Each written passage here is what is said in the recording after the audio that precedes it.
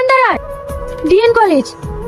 কি দেখছেন এভাবে? তোমাকে। তাড়াতাড়ি চলেন তো, কলেজে টাইম হয়ে যাচ্ছে। আমি ওই কলেজে পড়ি, ফার্স্ট ইয়ার। তোমাকে দেখেও মনে হচ্ছে যে তুমি ফার্স্ট ইয়ার, কিন্তু আমার কলেজে অনেক পাওয়া। তোমার যদি পড়াশোনায় প্রবলেম হয় বা কেউ যদি ডিস্টার্ব করে, তুমি আমাকে বলবা, শুধু নামটা মনে রাখবে, পিন্টু। আর তোমার নাম? দেখুন, ময়না। এই নামটাই তোমাকে অনেক মানাবে, তুমি দেখতে অনেক সুন্দর। আপনি চুপ করবেন? এরকম একটা সুন্দর মেয়ে যদি সামনে বসে থাকে, তাহলে কি চুপ করে থাকা যায়? আচ্ছা তাহলে বকো। বলছিলাম প্রেম টেম করো নাকি? না না। না করাই ভালো। তোমার যদি বয়ফ্রেন্ড থাকতো, তাহলে খালি আমার হাতে মারি খাতো। বাবা, আপনার তো দেখছি অনেক পাওয়ার। হ্যাঁ, পড়াশোনা বলো, মারপিট বলো, সবকিছুতেই নাম্বার ওয়ান।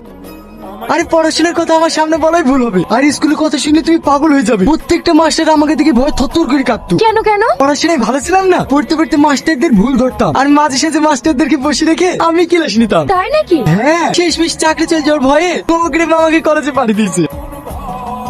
দেখেছো, এখানেও সম্মান। বসো বসো। যাও, তুমি গিয়ে বসো। বাবা, সোজা আপনি থেকে তুমি, কি ব্যাপার? বললাম না বেঞ্চে গিয়ে বসো। তুমিও চলো না, দুজন পাশাপাশি বসবো। আমি বেঞ্চে না, চেয়ারে বসবো। কেন? May I coming ma'am? Yes coming.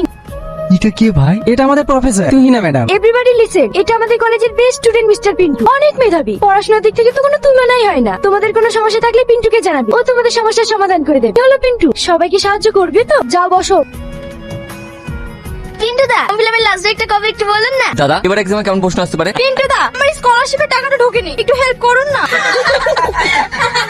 Pintu দা, কালকে নোটস গুলো আমার কাছে নেই, একটু দিও তো।